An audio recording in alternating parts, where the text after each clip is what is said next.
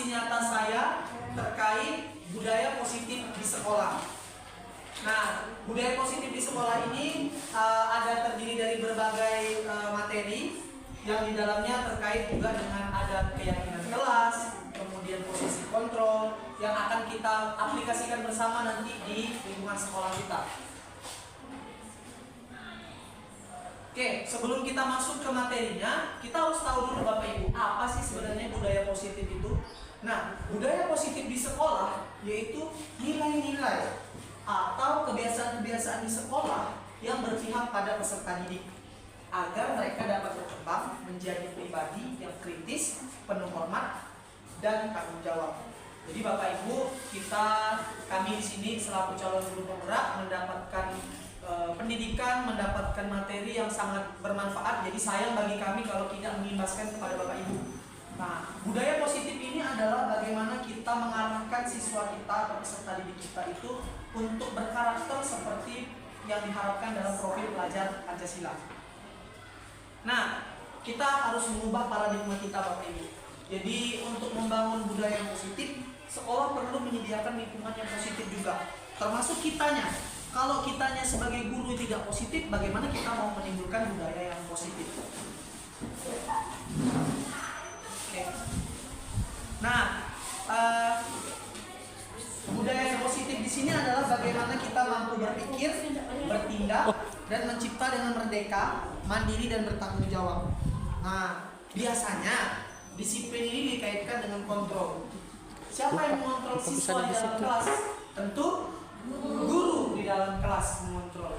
Tapi apakah kita bisa semena-mena terhadap siswa kita? Nah, itu yang akan kita nanti pelajari bersama. Jadi kita ini bukan lagi otoriter seperti zaman dulu ya. Guru itu memiliki hak penuh atas siswa, harus bisa mendidik secara kasar dengan kekerasan, ditunda. Jadi kita akan lihat sama-sama bagaimana posisi kontrol kita di dalam kelas yang benar. Nah, di sini ada sebuah ilustrasi sederhana, Bapak Ibu. Coba Bapak Ibu semuanya genggam tangannya, genggam tangan bersama. Nah, kalau misalkan saya kan orang luar nih, menyuruh Bapak Ibu membuka tangan, apakah Bapak Ibu akan membuka tangan Bapak Ibu? Tidak. Ada mungkin yang mau langsung buka, ada yang mungkin mikir dulu, ada yang langsung tanpa mikir panjang, Pak, kenapa? Nah, tapi ternyata siapa yang mengendalikan kepalan tangan kita? Diri kita sendiri. Kalau kita berniat buka, kalau kita tidak mau buka, kalau kita sendiri bertekad kuat untuk tidak membukanya sampai kapanpun kita tidak akan membuka. Bahkan kalau saya tarik tangan misalnya nih, saya tarik tangan Pak Edi, buka. Dan kalau misalkan kita tidak mau membuka, maka tidak akan terbuka. Oke, silakan duduk kembali. Apa yang bisa kita petik dari situ Bapak Ibu?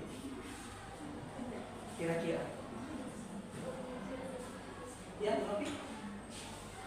Oke, jadi bisa kita ambil pelajaran bahwa yang bisa mengontrol pikiran kita adalah diri kita sendiri, bukan orang lain, bukan pihak luar, bukan dengan paksaan. Jadi diri kita. Jadi pelajarannya adalah kita yang bisa mengontrol diri kita. Oke. Nah, menurut KHD itu Ki Hajar mencapai keselamatan dan kebahagiaan yang setinggi-tingginya, baik sebagai manusia maupun sebagai anggota masyarakat. Jadi kita tidak bisa mengubah kodrat anak Bapak Ibu. Entah memang dari lahirnya anak petani, memang anak petani. Kita bangun dia menjadi anak petani yang sukses. Bisa menjadi petani sukses berikutnya, atau bisa menjadi cita-cita yang dia inginkan, bukan cita-cita yang kita inginkan. Jadi kata Ki Hajar Dewantara itu, pendidik itu seperti seorang petani. Petani nanam apa ya?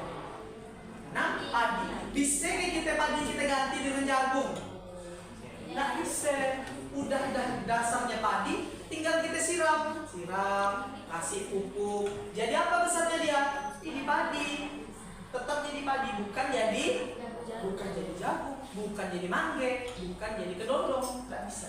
Jadi maksudnya adalah setiap anak itu memiliki potensi yang berbeda. Ya, jadi Ki Hajar Dewantara itu mengibaratkan kita sebagai seorang petani yang merawat dan memupuk tanaman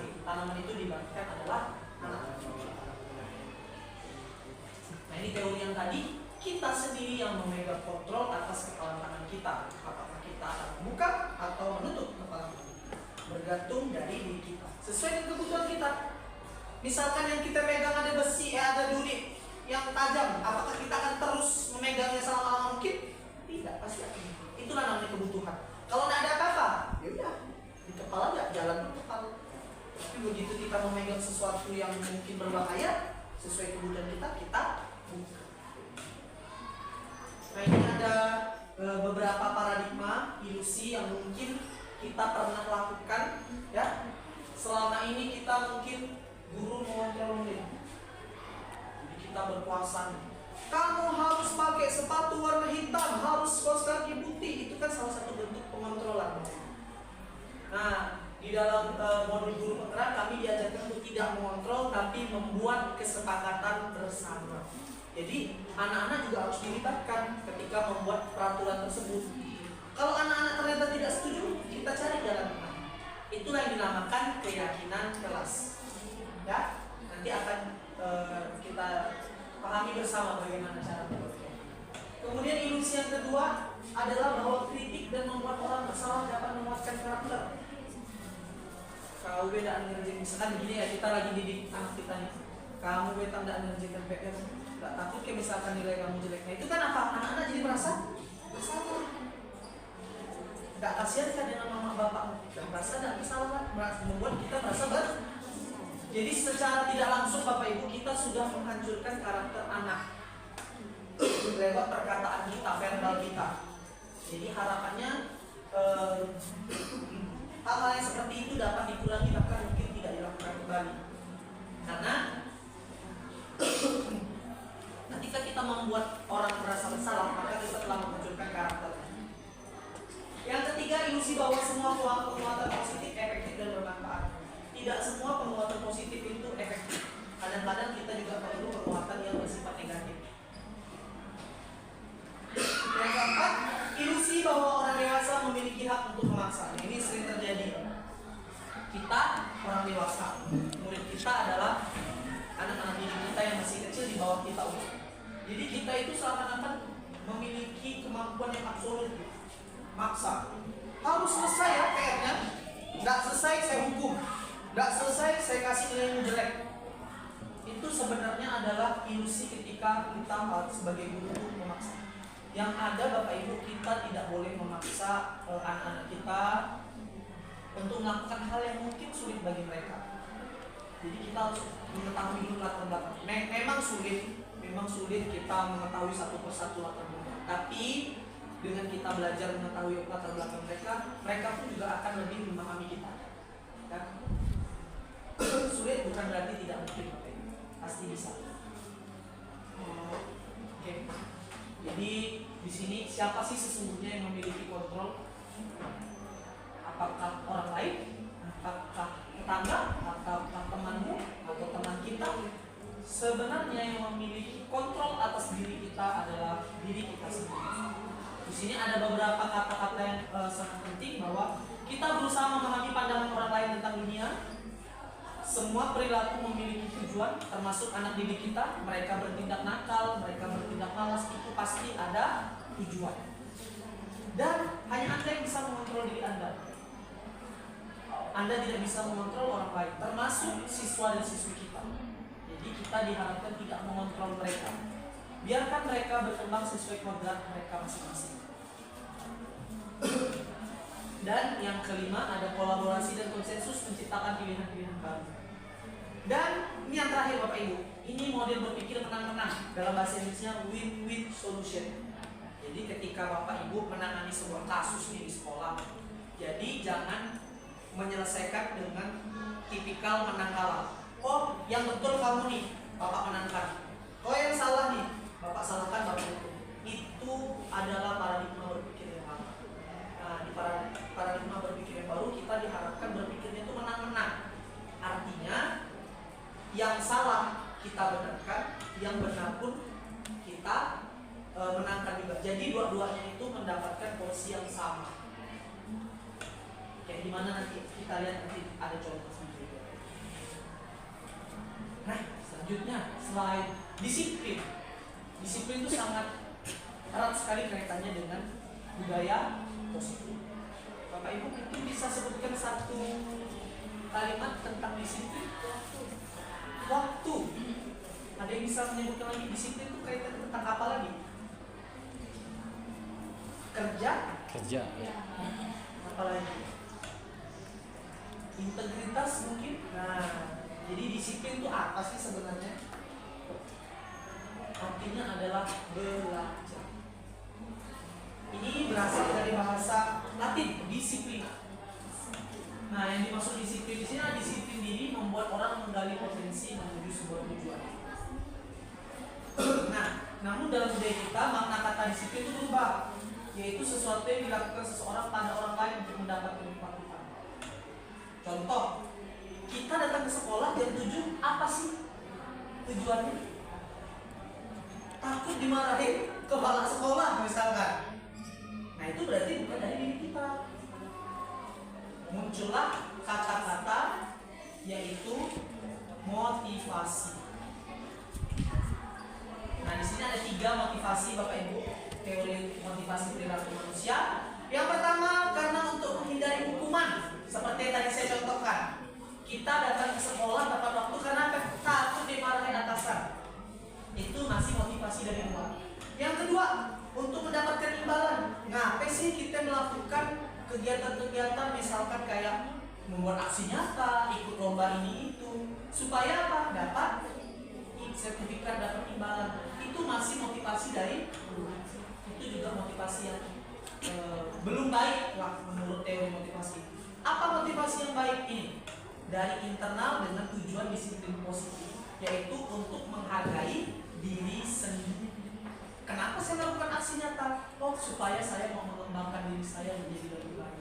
Itu baru motivasi yang baik. Jadi kayak seperti ke sekolah, ada atau tidak kepala sekolah, garang atau tidak kepala sekolah, peraturan ada atau tidak, kita tetap datang kepada waktu. Berusaha untuk disiplin, berusaha untuk lebih baik. Bukan karena siapa-siapa, tapi untuk diri kita sendiri. Ya, jadi itulah dia. Makanya semua perilaku itu memiliki tujuan. Kita tidak tahu motivasi Bapak Ibu. Termasuk datang MGMP ini, saya pun mungkin motivasi saya adalah untuk mendapatkan imbalan. Karena apa? Ngerjain tugas, selesai. Tapi itu motivasi yang kurang baik. Motivasi yang baik berarti apa? Oh, saya di sini pengen belajar dan berbagi, saya pengen mendengar jawaban dari teman-teman, saya akhirnya bisa belajar. Nah, itu motivasi yang. Tidak boleh bertanya Pak ya? Ya Pak, silakan Pak. Ada seorang siswa itu disiplinnya, misalnya begini, kita kan menyatakan disiplin saudara tetap tertib, datang tidak terlambat, itu anak datang terlambat juga, pada hari berikutnya datang terlambat juga, sering terlambat. Jadi kita sudah tanamkan tadi aturan tertentu sudah ada, tapi kita tidak paksakan. Terus bagaimana untuk merubah sikap anak itu? Kira-kira begitu. Karena terus itu datang terlambat. Terus setelah kita analisa di rumah, ternyata memang sudah merupakan satu kebiasaan karena begitu bangun terlambat. Apakah kita bisa merubah paradigma tentang disiplin? Terima kasih. Terima kasih Pak, pertanyaannya sangat baik sekali tentang terlambat ini. Ini juga menjadi tantangan kita ya Pak selaku guru dan Bapak Ibu semuanya terkait dengan terlambat. Karena tidak boleh kita marah anaknya. Iya benar Pak. Betul, karena tadi kita tidak bisa, kalau paradigma yang lama kan kita tertib, kita harus tekankan paling tidak kita beri sanksi. Sekarang tidak boleh. Betul. Nggak usah beri sanksi, tapi ngapa terlambat? Diam. Masuk lagi. Berikutnya ngapa terlambat?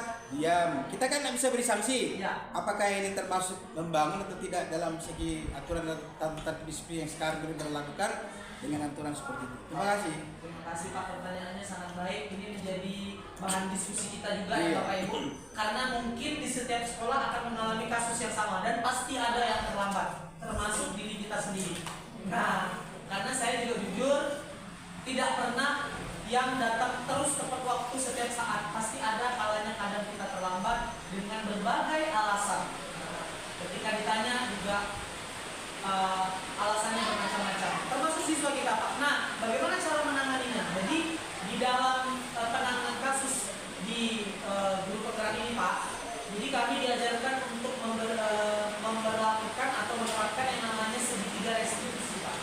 Nah, apa itu segitiga restitusi? Adalah semacam langkah-langkah untuk menangani kasus-kasus seperti yang Bapak.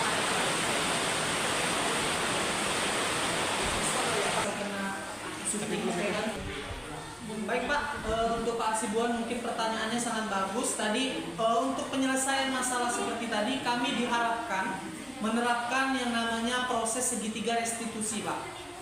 Nah, ini adalah model berpikir untuk win-win solution. Untuk masalah siswa yang terlambat tadi, memang kita harus melewati 3 fase untuk menyelesaikannya. Yang pertama, kita harus menstabilkan identitas mereka dulu, Pak. Mereka itu siswa, identitas mereka nih kan. Nah, apa sih kewajiban siswa?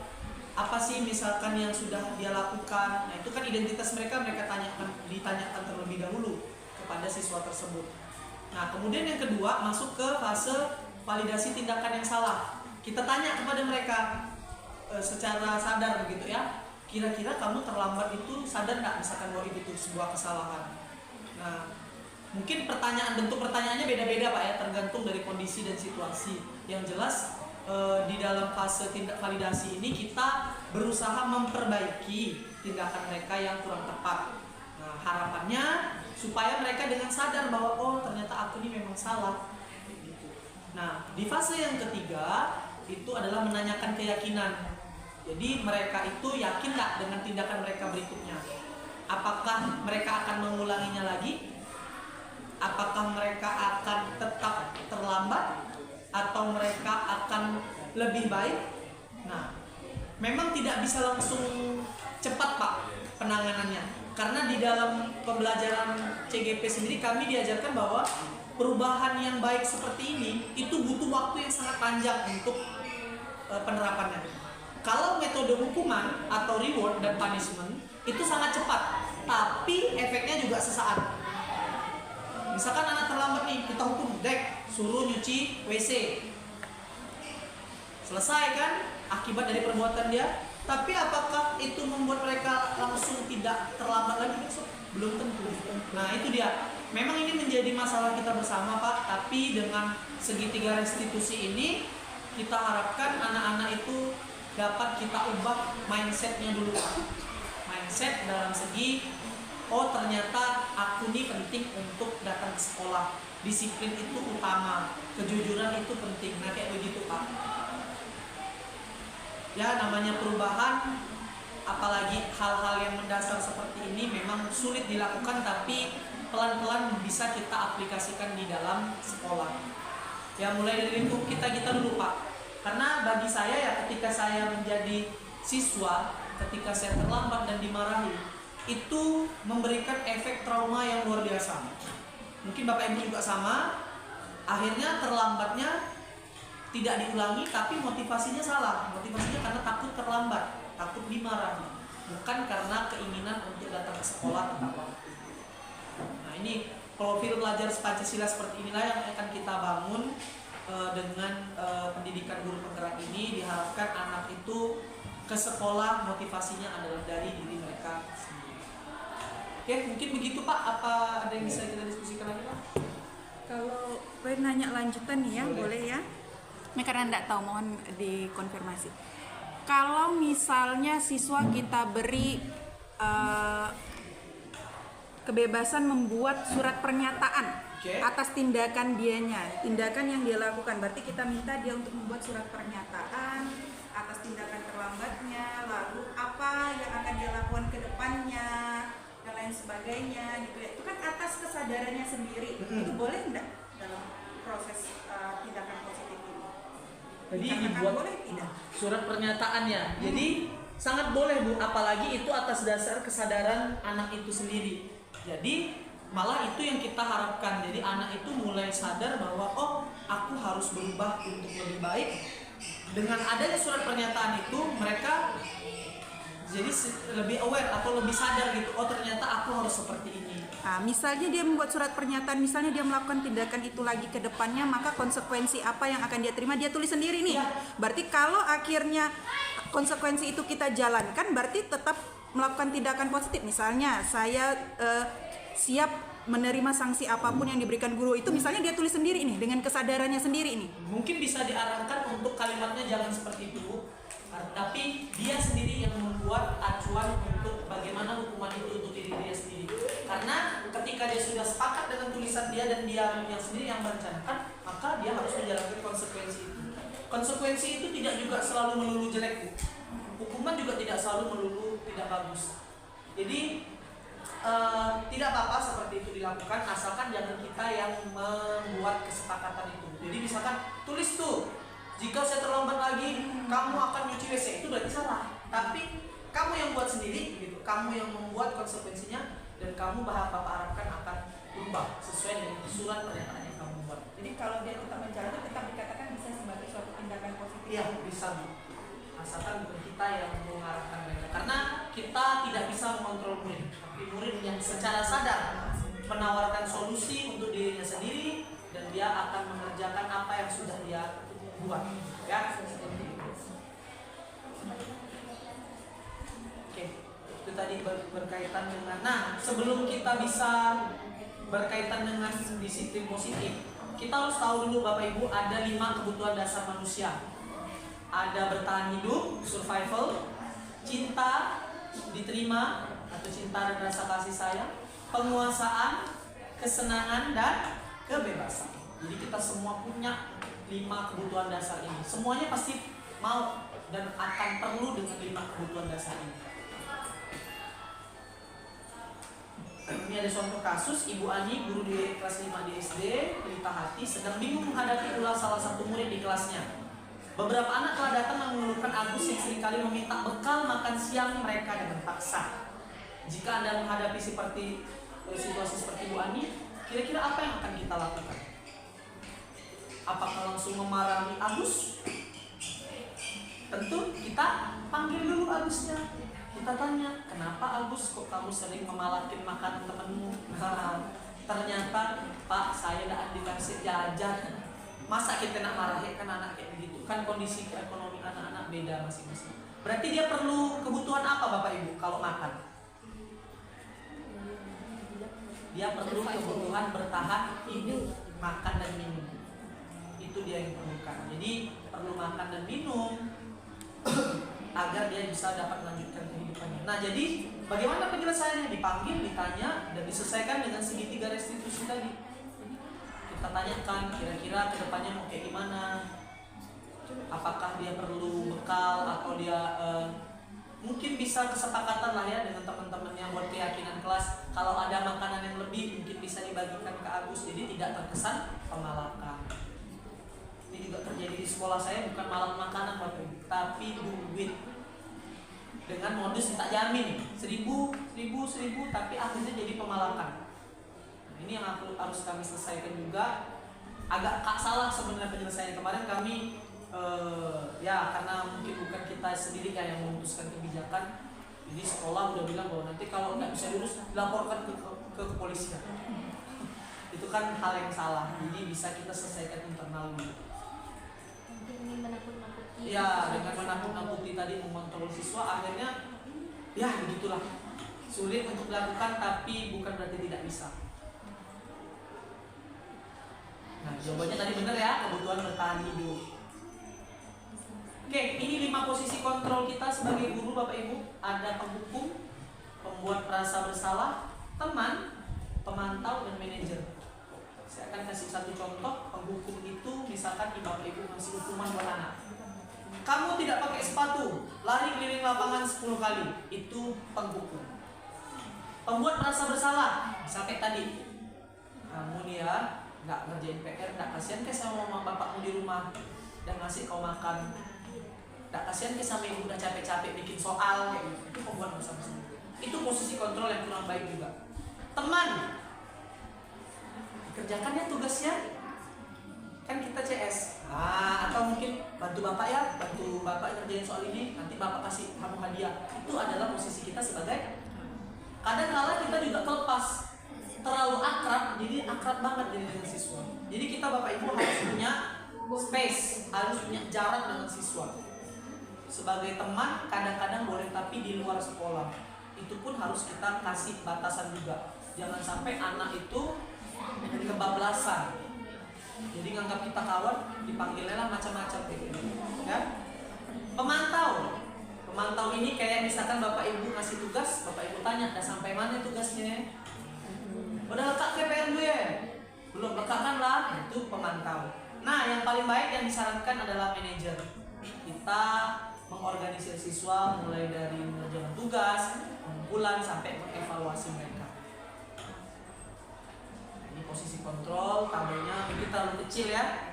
Jadi kita diharapkan adalah sebagai manajer. Walaupun kadang-kadang kita menghukum, kadang buat rasa bersalah, kadang juga sebagai teman, dan sering juga mantau. Jadi Bapak Ibu pelan-pelan kita belajar. Pak, dan bisa Pak, saya Pak masih nggak suka hukum, nggak apa-apa.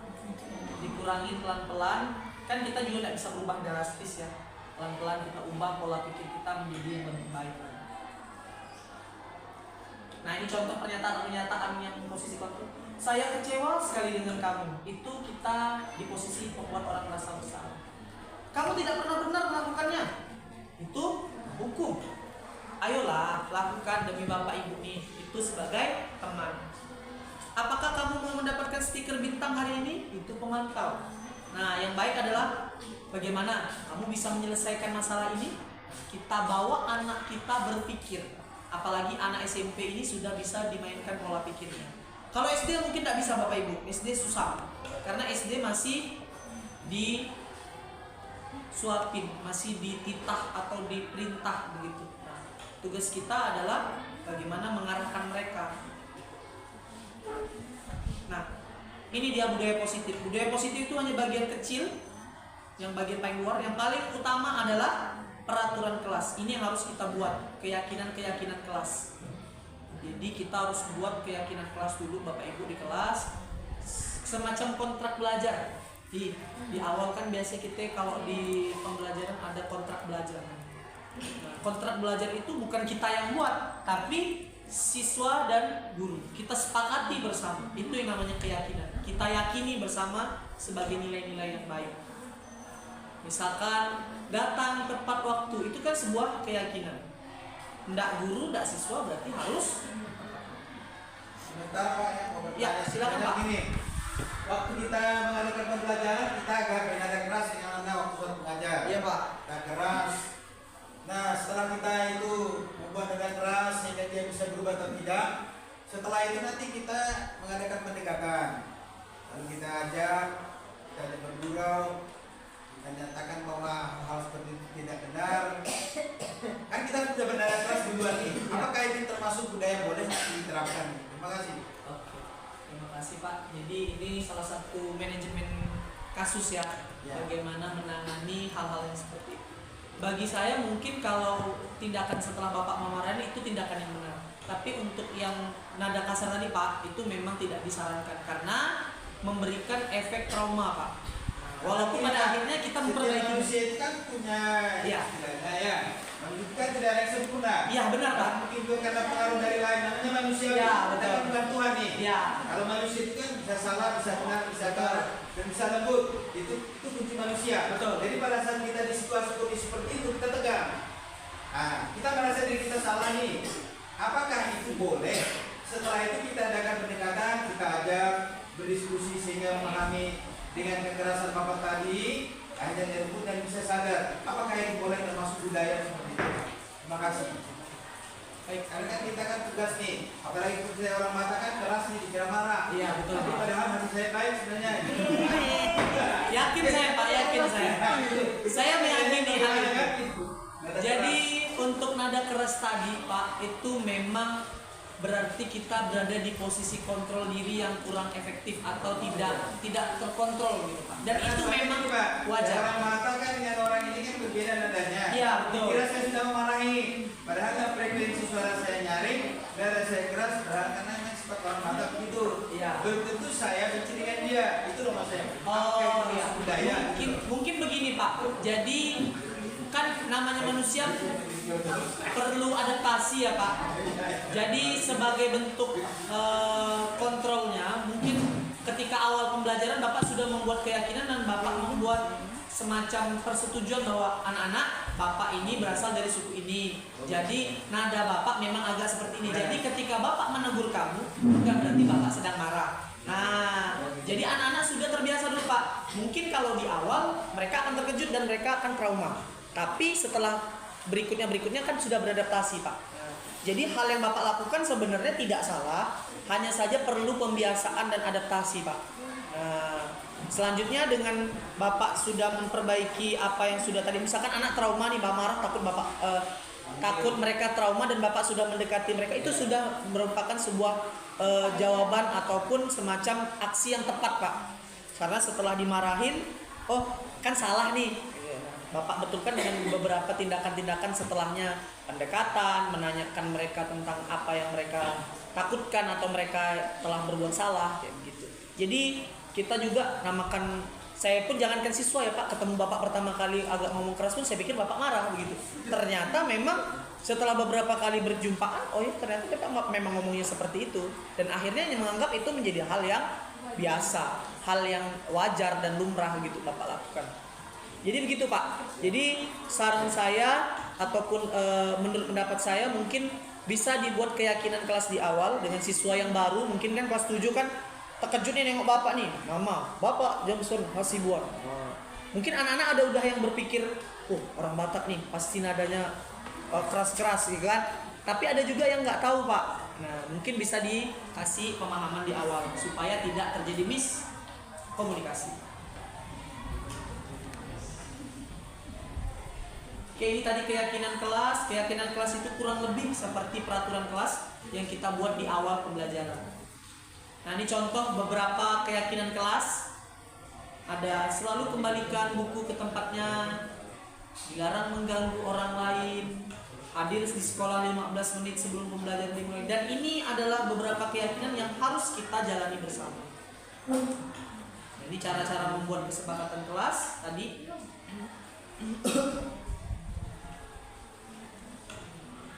Nah ini saya contoh kebetulan Bapak Ibu, saya ada tugas kemarin demonstrasi kontekstual itu membuat manajemen kasus dua kasus begitu di sekolah terkait masalah-masalah yang ada di sekitar sekolah. Ya namanya syuting ya, jadi udah di setting begitu bagus. Nah padahal di kenyataannya agak sulit. Kadang-kadang kita betul kata Bapak tadi terbawa emosi Pak. Nengok anak berkelahi, nggak mungkin kita juga kan tenang gitu, nggak mungkin. Tetap kita terbawa juga. Nah, berarti tinggal kontrol diri kita dulu, tarik nafas mungkin, baru kita bisa menangani kasus siswa.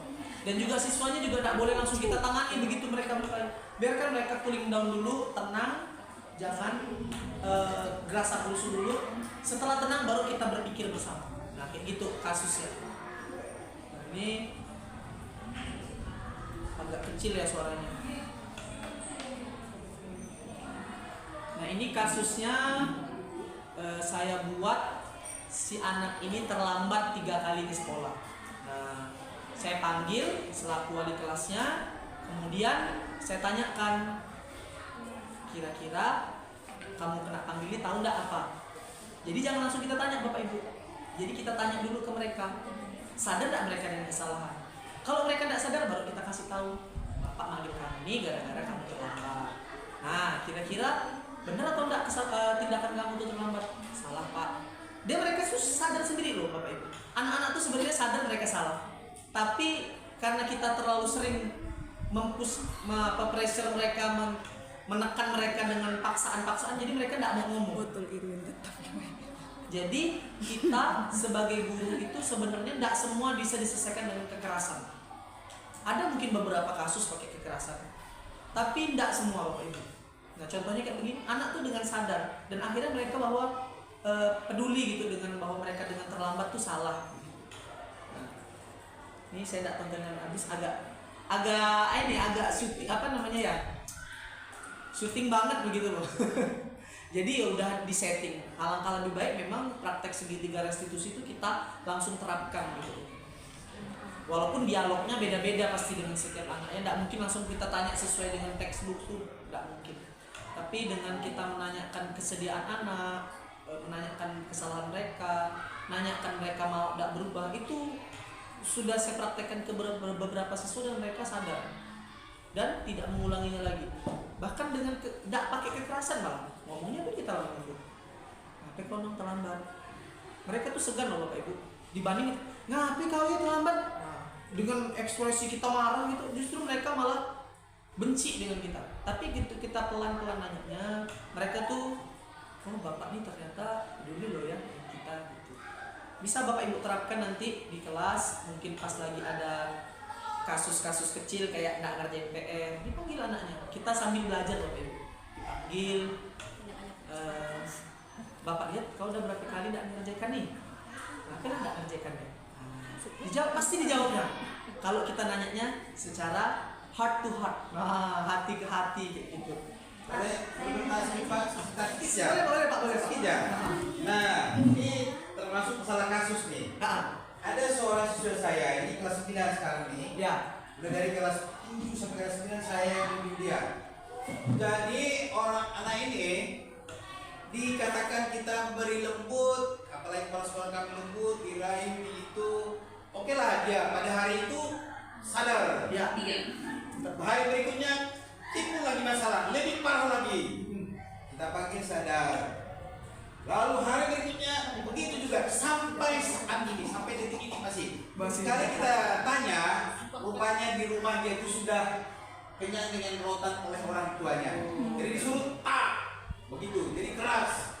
Nah, jadi keras nih. Nah sekarang siswa itu sudah hampir mau tamat nih. Nilai memang kita atur agar dia bisa naik, karena hancur semua. Jangankan itu, 2 dikurangi 5 nggak tahu.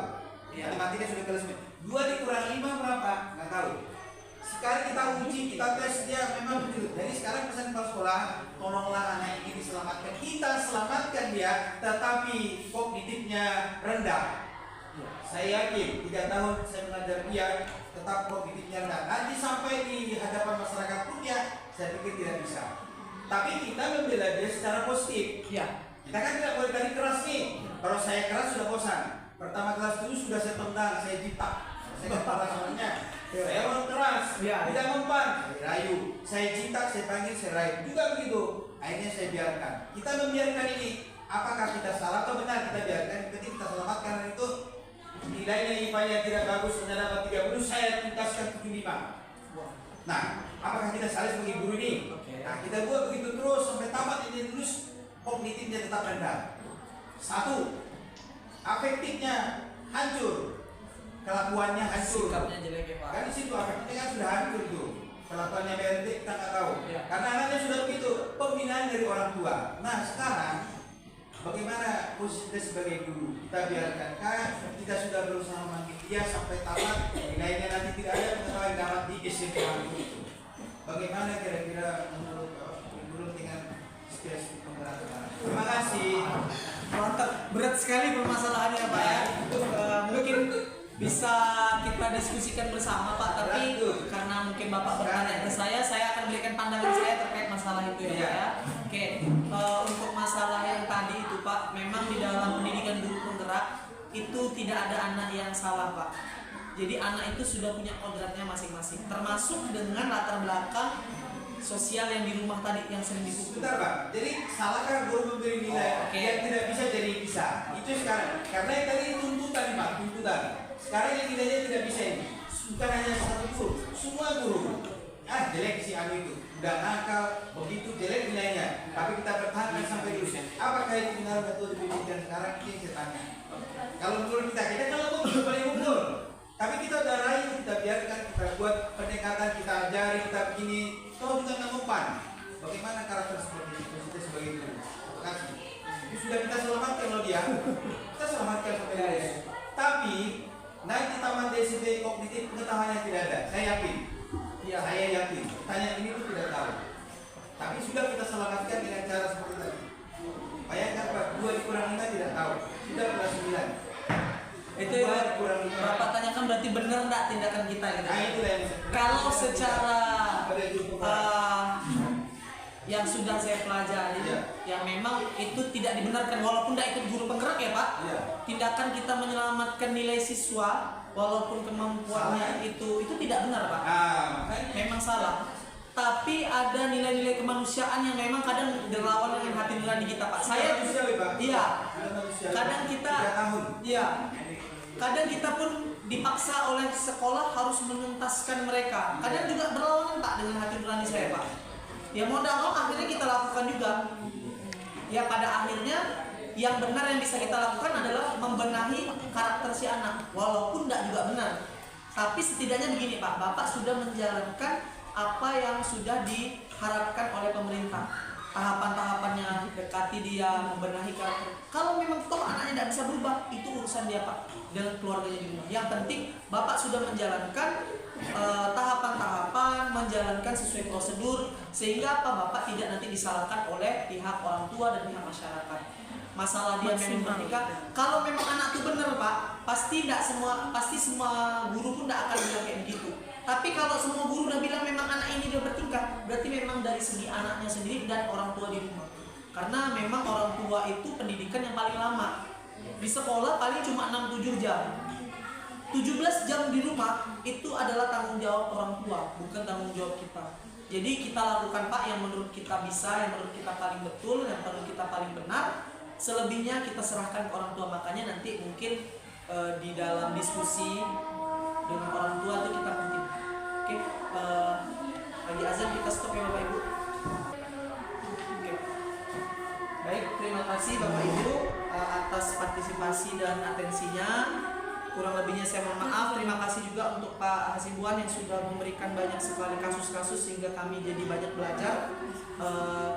Jadi diharapkan dengan adanya pengimbasan budaya positif ini kita bisa sama-sama lebih baik lagi ke depannya sebagai guru dan juga bisa mengimbaskan ke teman-teman kita di sekolah yang lain supaya bertindak sesuai dengan yang diharapkan pemerintah. Kurang lebihnya saya mohon maaf. Wabillahi taufiq wal hidayah. Wassalamualaikum warahmatullahi wabarakatuh. Terima kasih. Thank